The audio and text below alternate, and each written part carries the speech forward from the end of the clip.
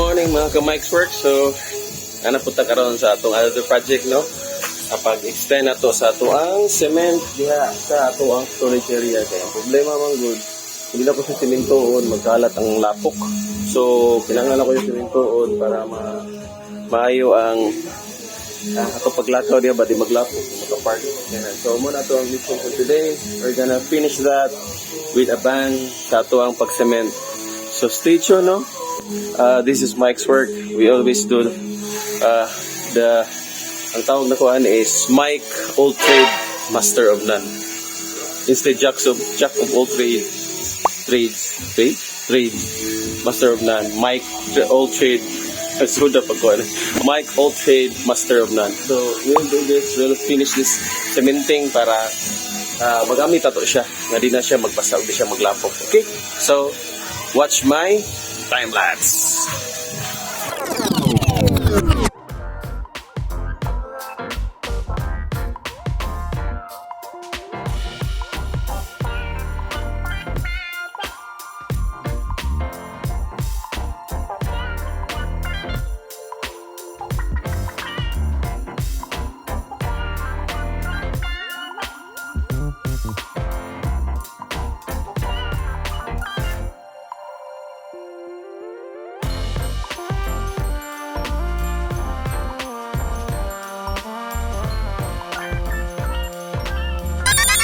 So, balikan na ito, no? So, ako lang gibutangan ang cement. So, ato na siyang sagulan ng tubig. Taod-taod. After na ito na siya ma-mix. So, ato siya sa final mix para gibutangan ito sa harap para ang tubig dili mo sulod sa sa either which sa floor or dili sa wall. So, ato na siyang butangag sa harap na cement mix. Para di mo tuhok ang tubig sa semento. So, we will continue to my lifetimes.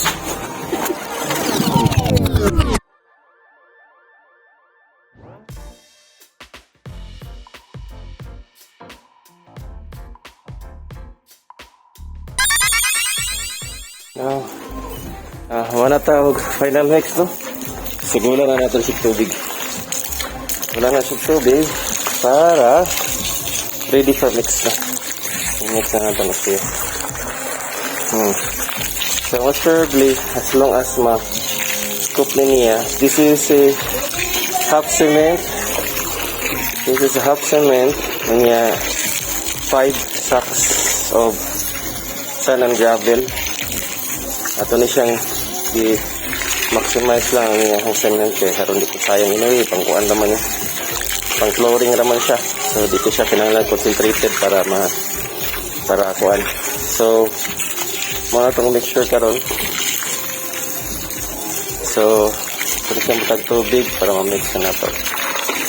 Wait lang tagamay. Patahop lang nato na siya. So grabe kaya ito ang motivation namin. Pwede yun dalhin. Magpa-labor ka. Pero kita na mo labor exercise pa. Diba? So, dahil kaya siya o sa sa ato ang labor budget.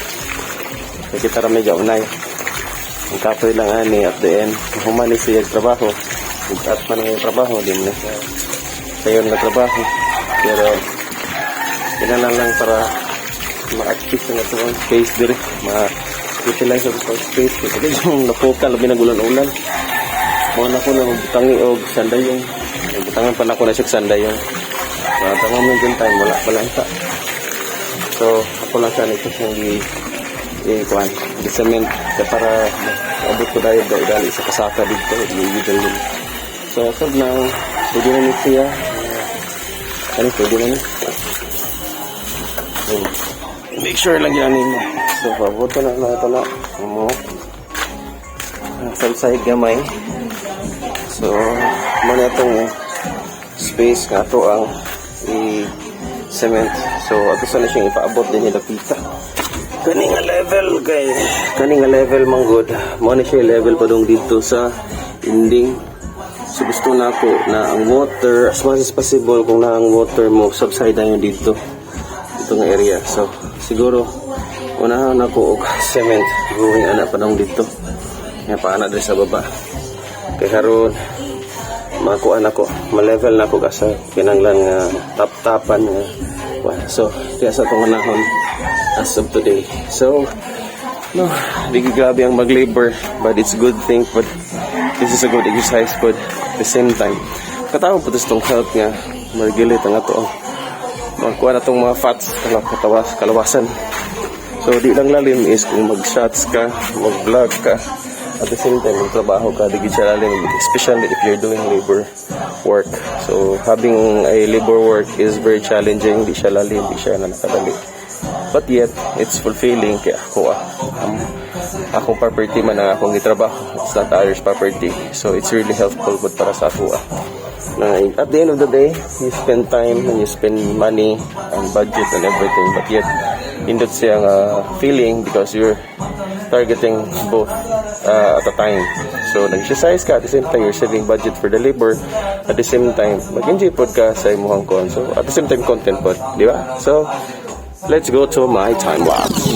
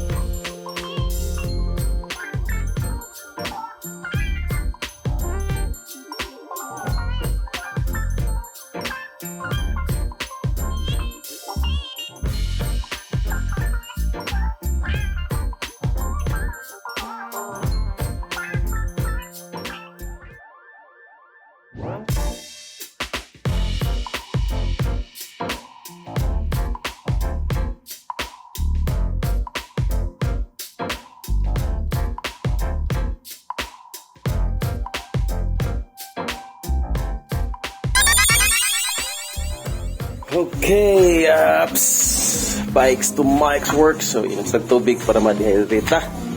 Puting inita, at the same time, dagom-dagom gamay. So, gigo po ni mauga. Hopefully, mauga. Di bagulan. So, kumanatas to first batch, mixing na to sa tong cement. So, muna nitong resulta karon sa kadaghan na tong gimix. Moro ni nilabas. Di ba? Amazing kayo, no? Dahil kaya itong gimix, pati bugata itong gimix, pero mo pa siya ang labas. Wow. Makabakain kag wow. So, grabe ang ato ang kanang exercise for today. This is one of my exercise. Mag-mix, mag-heavy, hard labor. So, muna pinakanindot na part ng hard labor. So, di siya lalim. Pero, of course, satisfying lang because nakikita sa mga output. Yet, and I value not in money. Siguro effort lang. At the same time, mag-enjoy ka kaya hindi na siya mo basa. Yeah, napita. So after na ko na siya mahuman, planin ako at ang mga motor ibutan ako dito. Pwede ang manggudan ko ang mini shop so which ako na siyang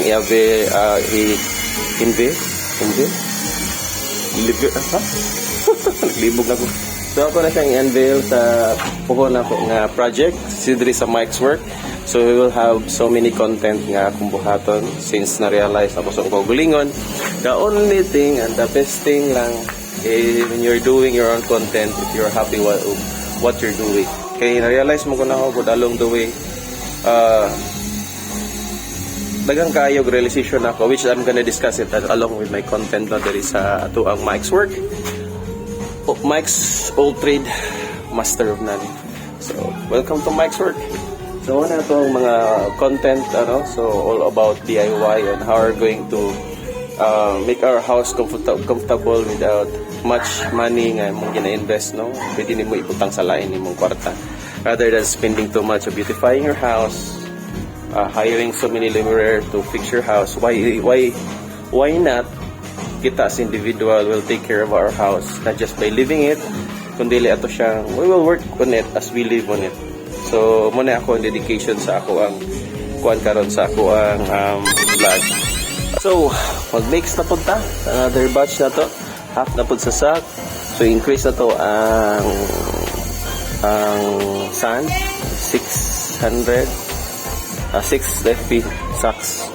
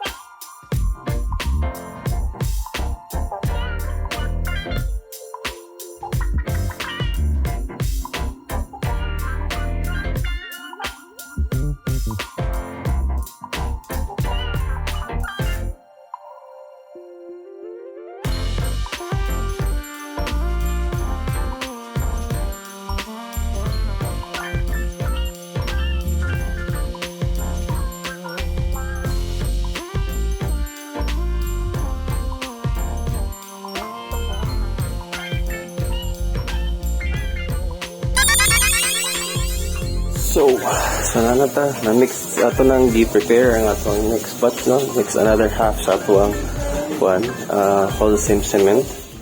So, karon ato nang gipa kuan sa atong mixture karon is atong ipagamay nga kuan kanang di kay siya basa. Karon dili kay lisod manage ang kanabitang pag-mix niya kay once di mo na manage ang pag-mix niya, ang tendency mo waste ang imong cement, no? Here latra na ko example. So this time atong gi-minimize ang water, ikuan lang kanang igo lang siya ma-mix na to.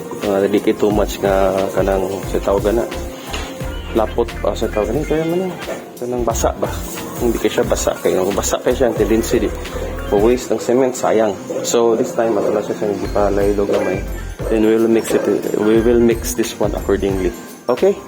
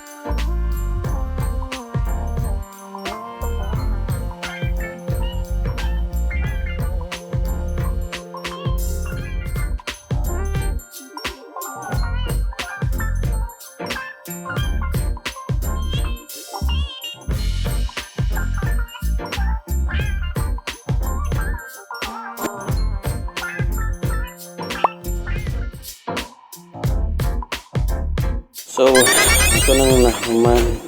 Ito na naman ang part ng gamay. So, ito yung siyang finish. So, mag-mix natin taog. At least, kaning upat. At mga siguro nabilin. So, ito na siyang mix ng upat. And then, finish this one. Para okay na to. So, continue ang atong work.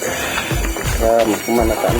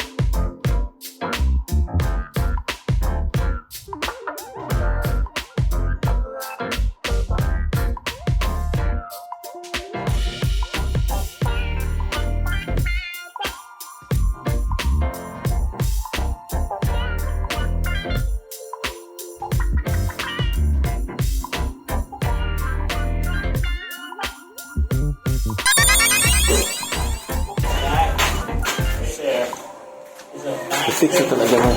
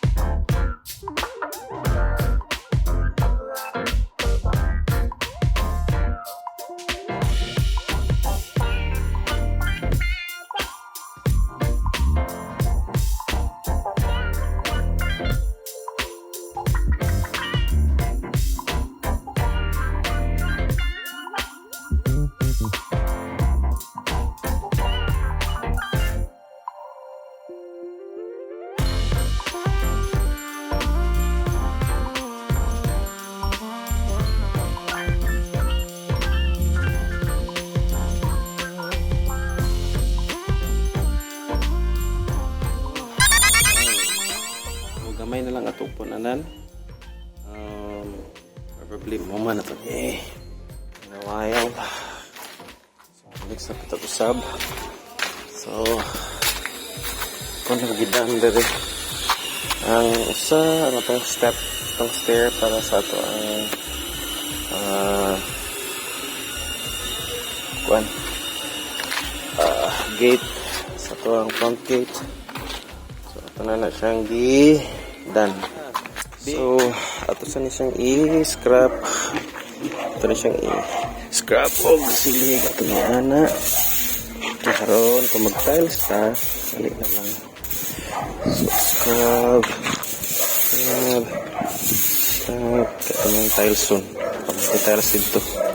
So itong tiles on. So mayroon tayo og scrap. Kaon sa kutik. Gutom kayo. Kanina ako nag-start din ng buntag after the jogging. I have been cleaning around sa to ang mga gamit. Ginagkatag yun siya. So, ibot ito for today. Atong limpyo na ito ang storage area because pinakamay nga storage area. Ako pa nagpana-consult. Ako na-develop the along. So, but anyway, itong pinaka-rush karong na activity is kaning atuang pag-cement kaning portion na ito diri para napatay space pa dong dito kay paghuot na magod ang motor o ang sakyanan. So, ang gibuhat is atong simentoon siya for today. Rush nga cement lang. So, I hope you watch this video. The one rush nga activity nato sa Mike's work. Okay, so I hope you enjoy this video.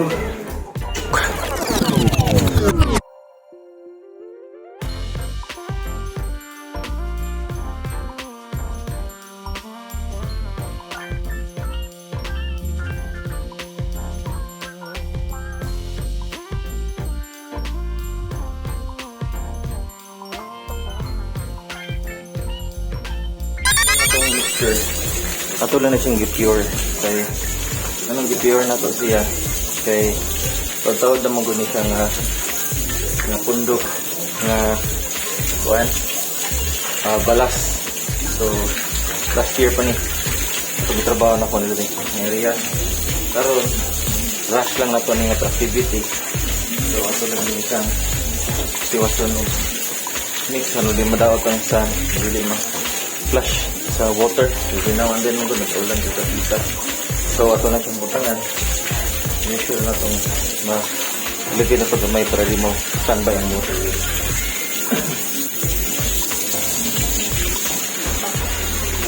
Ato lang siyang i-fill until start maabot ko sa pinaka taas niya nga kuan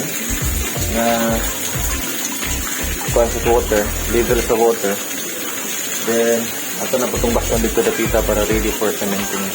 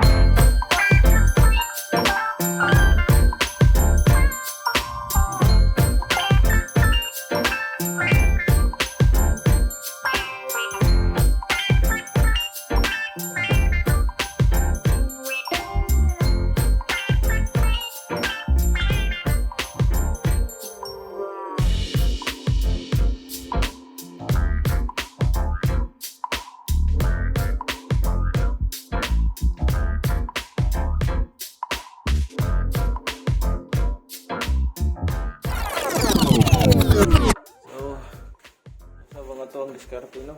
So, expected ang atong lima kasako sa ugtong nga cement kay naman ko sobrang bahaw, so ako na lang gi-mix.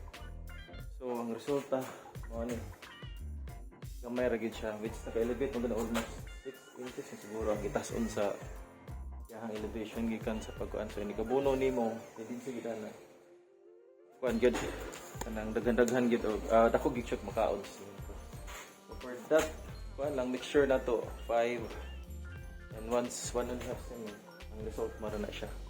But then again, it's okay lang. At least na space naman para ma-forward ito ng motor. Then igom na punta for another batch of cement para sa tuwang pagputuro dito sa kuan itong cementing sa kuan itong floor. So as of now muna itong diskarte na pinadali adam ha na cement ako siya tagaan. So ito na siyang gi-elevate gamay para mawala ang tubig, no? Ang dili masakang tubig pero dito kay sa kong experience kung good very good is every time na ay water mag-rain kuan ako mag distribute ang rain ang tendency mo rin siya diri. So at this time itong paningkamutan nga kuan na to ni elevate na siya gamay at isang water di na siya mabanda dito balik siya pababa, so mapadulog siya dito kung ning gislant gamay. So buhaton na to ni para ma-preserve ang iyang kuan aron mahaltaysan pa na to in the future para sang bagis-bagisan na tanan para kuan kuptan sa cement ang sa next atong trabaho para sang i-beautify na to.